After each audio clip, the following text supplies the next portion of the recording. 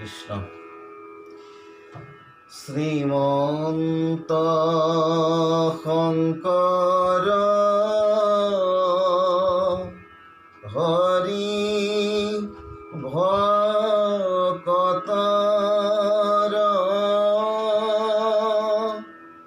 জানা যেন কল্পতো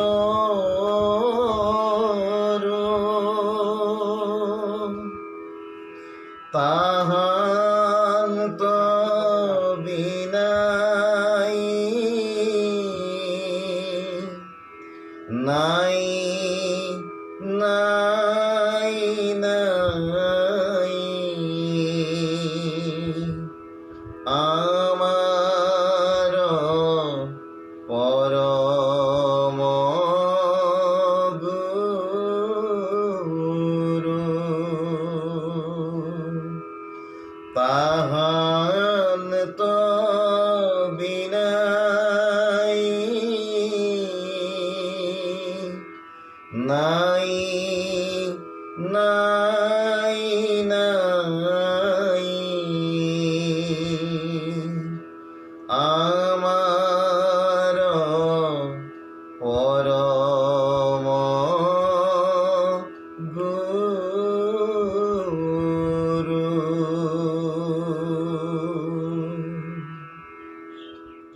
নমস্কাৰ। পৰম শ্ৰদ্ধাৰ ভকত বৈষ্ণৱ আৰু সজ্জনসকল, ছ'চিয়েল মিডিয়া ইউটিউবৰ যোগেদি আমি সবে শ্ৰী শ্ৰী মাধৱদেৱ বিৰচিত মহাশাস্ত্ৰ নামঘোষাভাগ পাঠ আৰু ব্যাখ্যাৰে আপোনাসৱৰ মাজলৈ আগবঢ়াই দিব বিচাৰিছোঁ। অজানিতে হোৱা ভুল ত্ৰুটি মাৰ্জনা কৰিব। পাঠত মই শ্ৰী অচ্যুত শইকীয়া আৰু এই পাঠৰ ব্যাখ্যা আগবঢ়াব শ্ৰীযুত হৰিপ্ৰসাদ হাজৰিকাবাবুৱে। কৃষ্ণ কৃষ্ণ। পৰম শ্ৰদ্ধাৰ ভক্তপ্ৰাণ দৰ্শক শ্ৰোতাসকল, আজি আমি নামঘোষা শাস্ত্ৰৰ ওপৰত কিয়দংশ ব্যাখ্যা কৰাৰ কাৰণে ইয়াতে আমি উপস্থিত হৈছোঁ আৰু সমস্ত শ্ৰোতাসকললৈ, দৰ্শকসকললৈ মোৰ ভক্তিভৰা প্ৰণিপাত নিবেদন কৰিছোঁ। নামঘোষাৰ ব্যাখ্যা এক জটিল বিষয়। যি কি নহওক, এই নামঘোষা শাস্ত্ৰখন কেনেকৈ ৰচিত হ'ল, এই নামঘোষা শাস্ত্ৰ কেনেকৈ মহাপুৰুষ শ্ৰী শ্ৰী মাধৱদেৱে ৰচনা কৰাৰ আজ্ঞা পালে, সেই সম্পৰ্কে মহাপুৰুষ শংকৰদেৱৰ সৈতে মহাপুৰুষ মাধৱদেৱৰ মিলনৰ এক ইতিহাস আছিল। সেই সম্পৰ্কে আমি দুএষাৰ পূৰ্বে আমি ক'ব খুজিছোঁ। মহাপুৰুষ শ্ৰীমন্ত শংকৰদেৱ কামৰূপ ৰাজ্য এৰি বেহাৰলৈ যোৱাৰ আগনিশা মহাপুৰুষ মাধৱদেৱক এই নামঘোষা শাস্ত্ৰ ৰচনাৰ কাৰণে আজ্ঞা কৰিছিল। মহাপুৰুষ শংকৰদেৱে মহাপুৰুষ মাধৱদেৱক কৈছিল যে তুমি ঘোষা নামে এখন শাস্ত্ৰ ৰচনা কৰিব লাগিব, যিখন শাস্ত্ৰৰ যোগেদি ভক্তি বস্তু জনসমাজত আয়ত্ত হ'ব। মহাপুৰুষ মাধৱদেৱে গুৰুজনাৰ এই আজ্ঞা শুনি আতুৰ হৈ গুৰুজনাক সুধিছিল, বাপ কৃপালু, তোমৰা সব থাকোঁতেও এই ধৰ্ম বস্তুৰে ভক্তি ৰাজ্য পোহৰ কৰা জটিল তোমৰা খবৰ অবৰ্তমানত আমি কিদৰে এই ভক্তি ৰাজ্য পোহৰ কৰিম। মহাপুৰুষ শংকৰদেৱে মাধৱদেৱক ক'লে যে তুমি চিন্তা নকৰিবা মাধৱ, আমিও থাকিম। মহাপুৰুষ মাধৱদেৱে মনত বৰ সাহস পালে, সুধিলে বাপ কৃপালু গুৰু আপুনি ক'ত থকা হ'ব? তেতিয়া মহাপুৰুষ শংকৰদেৱে মাধৱদেৱক এনেধৰণেৰে আজ্ঞা কৰিছিল। শুনিও মাধৱ মোৰ থাকিবাৰ থান,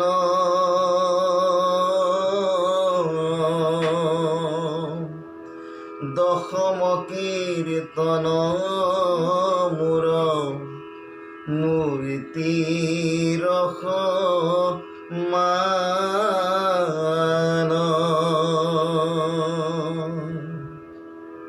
নিপুণে যিজনে মোক গুৰু কবুলয়,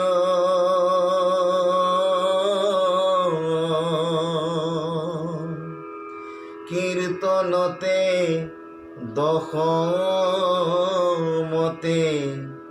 দেখিবনি চয়,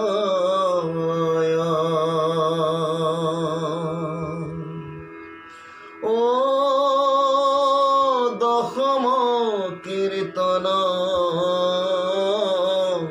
পুথি থাকয় যথাত,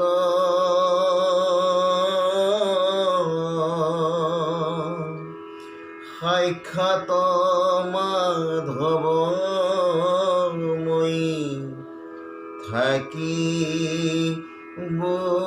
তথাত।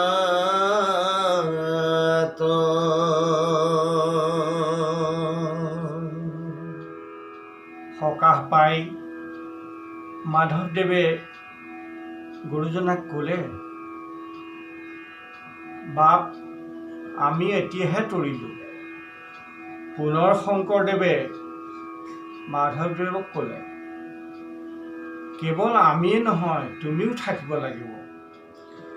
ঘোষা নামে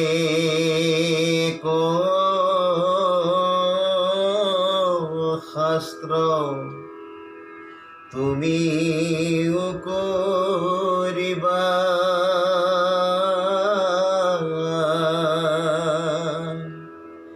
ঘোষা ৰত্নাৱলী মধ্যে তুমি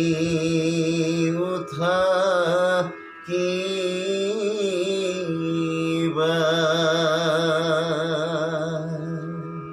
এনে ভাবেই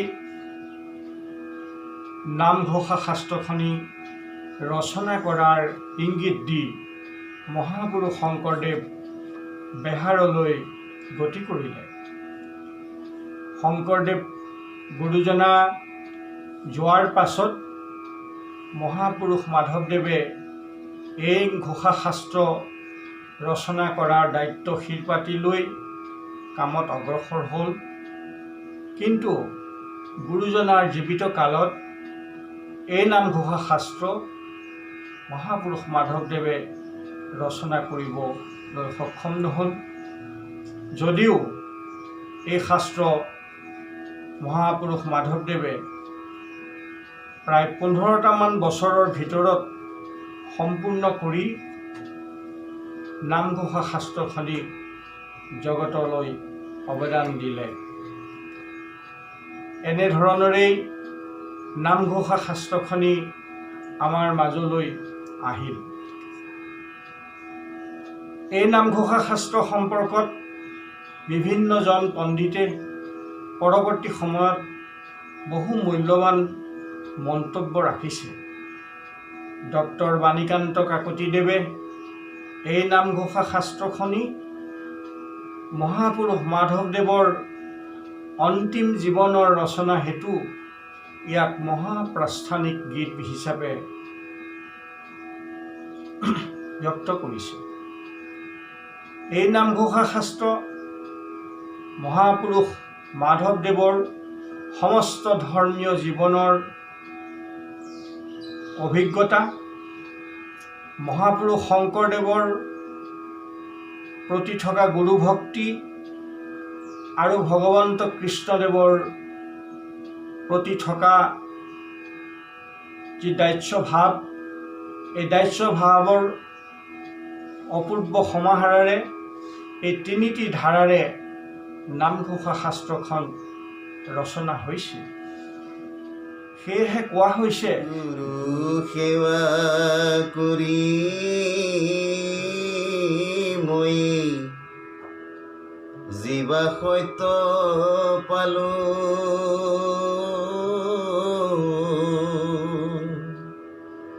সমস্তকে আনি ঘোষা শাস্ত্ৰত লিখিলো,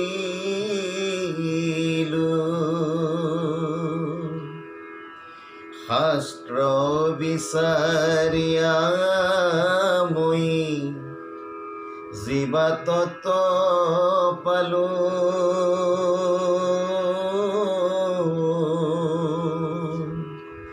সমস্তকে আনি ঘোষা শাস্ত্ৰত লিখিলো,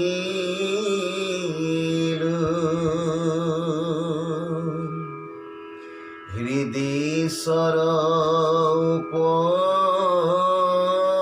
উপদেশে জীৱা সত্য পালো,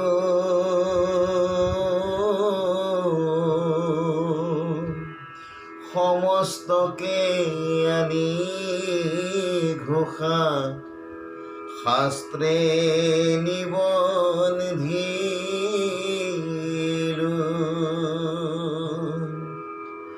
ও পৃথিৱীত ধৰ্ম শাস্ত্ৰ আছে যত যত,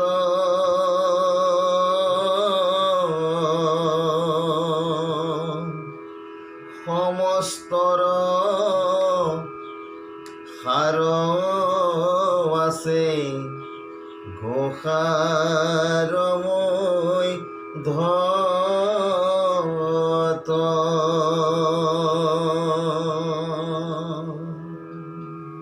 এই নামঘোষা শাস্ত্ৰতেই গুৰু, দেৱ, নাম, ভকত এই চাৰি বস্তু একত্ৰ হৈছে আৰু সমন্বিতভাৱে এই নামঘোষা শাস্ত্ৰতেই মহাপুৰুষীয়া ধৰ্মৰ মূল তত্ত্ব প্ৰকাশ হৈছে। মহাপুৰুষ শংকৰদেৱে এই ঘোষা শাস্ত্ৰখনি ৰচনা কৰিবলৈ মহাপুৰুষ মাধৱদেৱক এটি ইংগিত দিছিলে যে ঘোষা শাস্ত্ৰখন পকা বগৰীৰ দৰে হ'ব লাগে। পকা বগৰীটো যেনেকৈ বাহিৰে কোমল, ভিতৰৰ গুটিটো অত্যন্ত কঠিন, ঘোষা শাস্ত্ৰখিনিৰো তাত্ত্বিক অংশ যথেষ্ট কঠিন হ'ব যদিও বাহিৰৰ সৰল সহজ শব্দ চয়নেৰে এই ঘোষা শাস্ত্ৰখিনি সমস্ত লোকৰ কাৰণে সুপাঠেয় যাতে হয়, সেই ইংগিত মহাপুৰুষ শংকৰদেৱে মহাপুৰুষ মাধৱদেৱৰ প্ৰতি আগবঢ়াইছিল আৰু গুৰুজনাৰ সেই আজ্ঞা ৰক্ষা কৰিয়েই মহাপুৰুষ মাধৱদেৱে এই ঘোষা শাস্ত্ৰখিনি ৰচনা কৰিছিল, যিখন শাস্ত্ৰত মহাপুৰুষ শংকৰদেৱৰ যি গুৰু গৌৰৱ, সেই গুৰু গৌৰৱ তাত সন্নিৱিষ্ট কৰিছিল। ভগৱন্ত কৃষ্ণদেৱৰ ভক্তি তত্ত্ব, একশৰণ তত্ত্ব তাত সন্নিৱিষ্ট কৰিছিল। তদুপৰি মহাপুৰুষ মাধৱদেৱৰ দাস্য ভক্তিৰ যিখিনি কথা, সেই কথাখিনি খেদ, অনুশোচনা এনেধৰণৰ বিভিন্ন শিৰোনামাৰে নামঘোষা শাস্ত্ৰখিনিত তেখেতে সন্নিৱিষ্ট কৰিছিল। ভক্তপ্ৰাণ বা বান্ধৱাই মাতৃসকল, আজিলৈ আমি নামঘোষাৰ ইতিহাস, অতি চমুকৈ ইমানতে সামৰণি মাৰিছোঁ।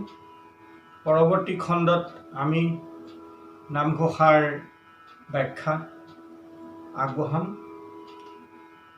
আজিলৈ আমি ইমানতে সামৰণি মাৰি আপোনাসৱৰ পৰা আমি বিদায় মাগিছোঁ। কৃষ্ণ।